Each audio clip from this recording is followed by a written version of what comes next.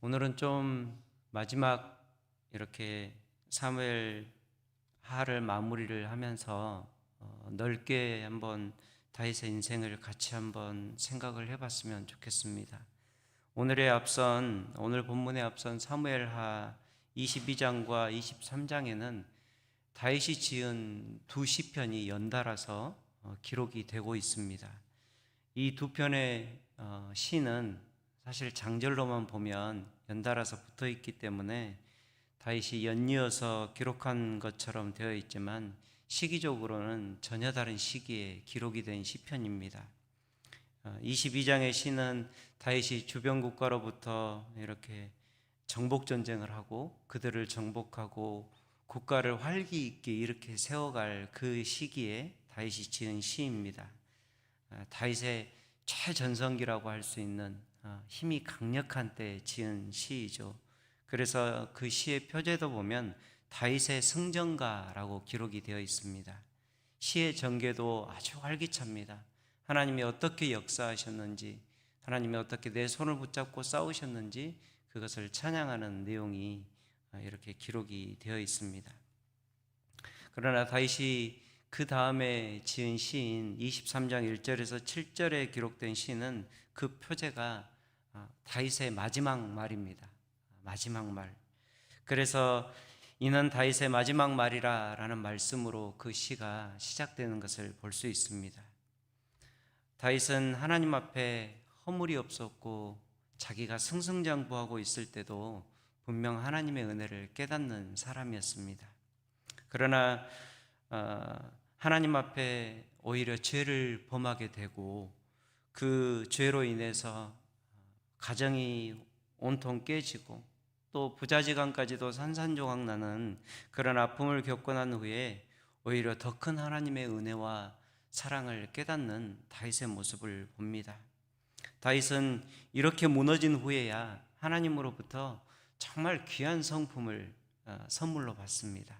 다윗이 혈기왕성할 때 온전히 가지지 못했던 그 성품을 선물로 받는데 바로 하나님이 주신 다윗에게 가장 큰 선물이 바로 겸손이라는 것입니다. 하나님 앞에 승승장구할 때는 누리지 못했던 이 성품을 다윗은 이제 하나님께 선물로 받게 됩니다. 이 다윗의 마지막 말이 시작되는 이 시편을 보면 다윗이 자기 고백을 하는데 어떻게 이야기를 하냐면 스스로를 이새의 아들로 표현합니다. 이새의 아들이라는 사람이 이 시를 하나님께 바친다라는 고백으로 시작을 하죠. 그런데 여러분 생각을 해보면 성경에서 이새의 아들이라는 표현이 우리가 늘상 쓰는 표현이긴 한데 다윗에게는 정말 좋은 표현이 아닙니다. 이새의 아들이라는 호칭은 다윗을 보잘것없는 범인으로 비꼬아 사용할 때 하는 말입니다. 제가 정말 시골에서 살았던 기억이 있습니다. 그런데 어머니가 공부하라고 좀 큰 도시로 이렇게 저를 초등학교 6학년 때 전학을 보냈는데 거기 가니까 친구들이 촌놈이라고 놀리더라고요. 얼마나 화가 났던지 친구들하고 싸우기도 하고 이렇게 손을 비틀어서 꺾기도 하고 그랬던 기억이 나는데요. 한마디로 제가 제 인생의 가장 비천한 시절을 기억하면서 그 비천한 시절을 기억할 때 사람들이 나를 너는 그런 애였잖아 라고 놀리는 것, 너 해남 촌놈이잖아, 촌놈 하고 놀리는 표현이 바로 이 이새의 아들이라는 표현입니다. 여러분, 사울이 다윗을 쫓아다닐 때마다 다윗에게 이새의 아들이라는 표현을 사용합니다. 다윗을 낮잡아 보는 말이죠.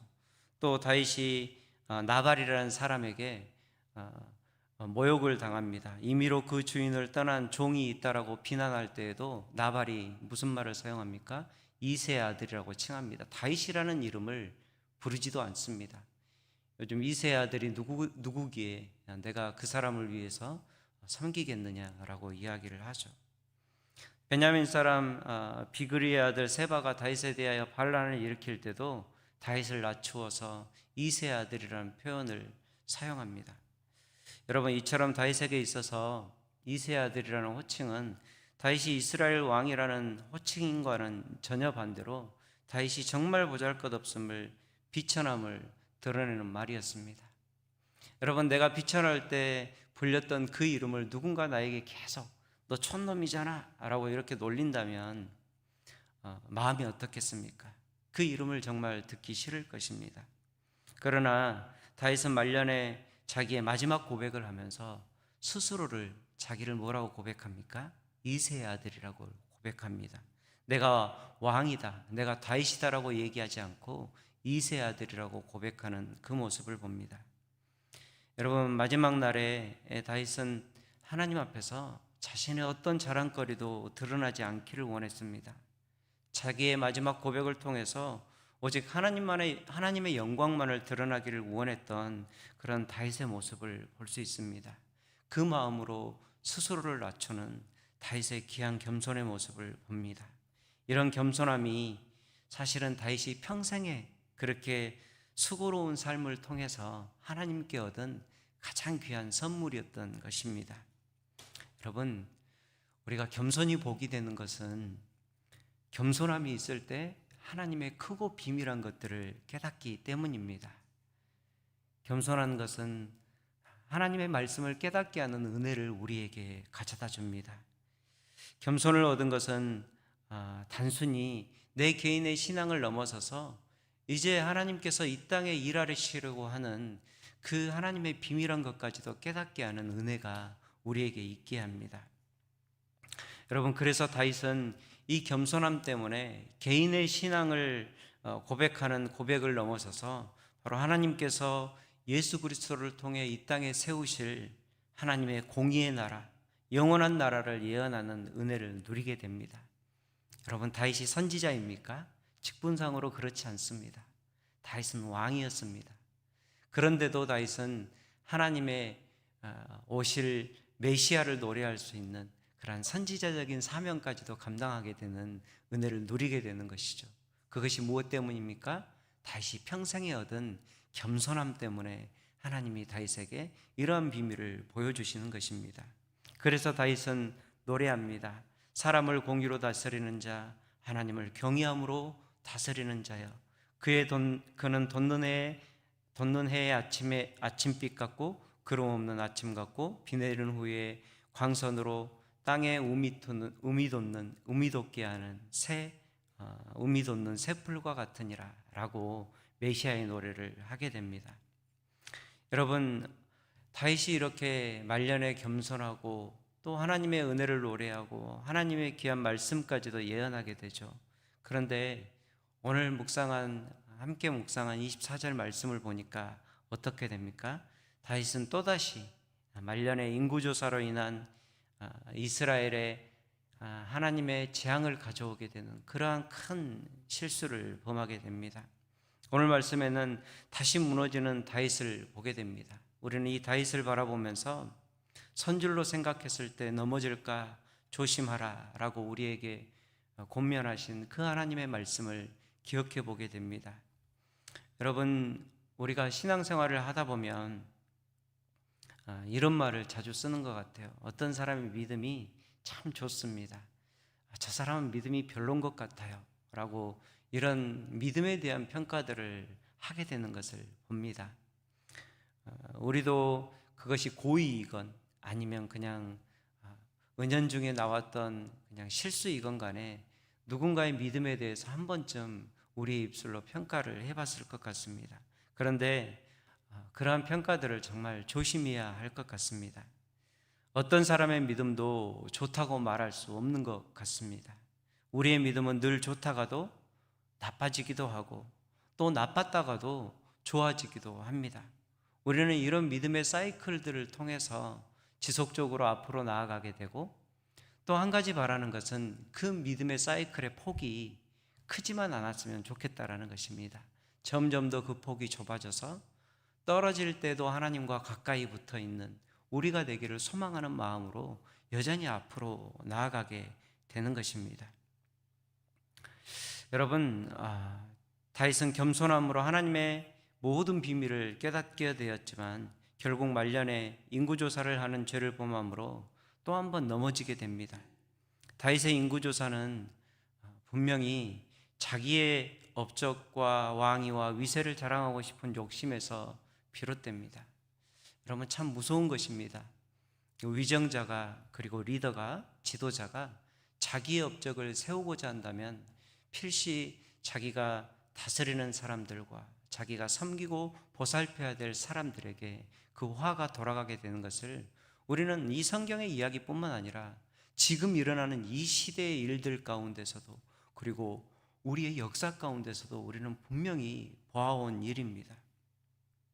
그러나 다윗은 요압의 만류에도 불구하고 이 일을 끝까지 재촉하여 진행합니다. 여러분, 오늘 말씀 1절에 보면은 여호와께서 이스라엘을 향하여 진노하사 그들을 치시려고 다윗을 격동시키사 이스라엘과 유다의 인구를 조사하게 하셨다라고 말씀하고 있습니다. 그런데 똑같은 기록입니다. 역대상 21장 1절에서는 이 말씀을 이렇게 기록합니다. 사탄이 일어나서 이스라엘을 대적하고 다윗을 충동하여 이스라엘을 계수하게 하니라 라고 말씀합니다. 여러분, 똑같은 거죠.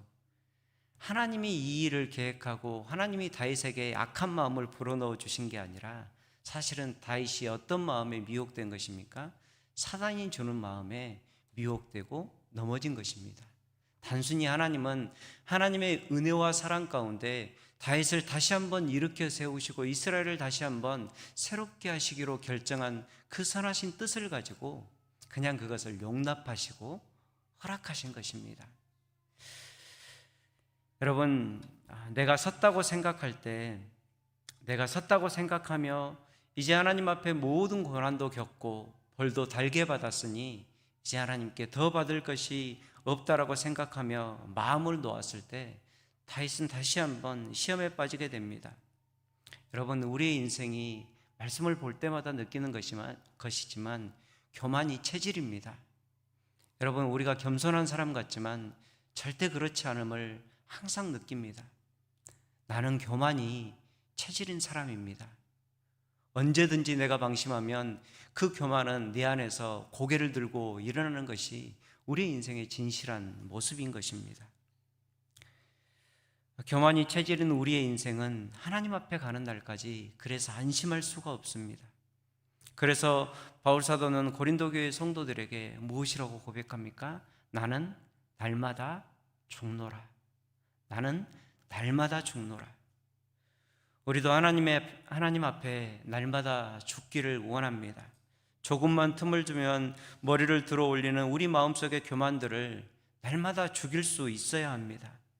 사무엘하를 마무리하면서 하나님께서는 이 다윗의 마무리되어가는 역사를 좋은 일로, 아름다운 일로 마무리시켜 주실 수가 있었을 것입니다. 여러분, 다윗이 누구입니까? 이스라엘의 전성기를 이룬 사람이고 하나님께서 특별히 택하여 뽑은 사람, 내 마음에 합한 사람이라고 이야기했던 그 인물입니다. 그런 다윗의 인생을 하나님은 얼마든지 아름다운 일로, 좋은 일로 포장하여 마무리할 수도 있었을 것입니다. 그러나 하나님께서는 다윗과 이스라엘의 역사를 징계의 역사로 마무리하고 있습니다. 그 기록의 역사를 하나님의 징계로 마무리하고 있습니다.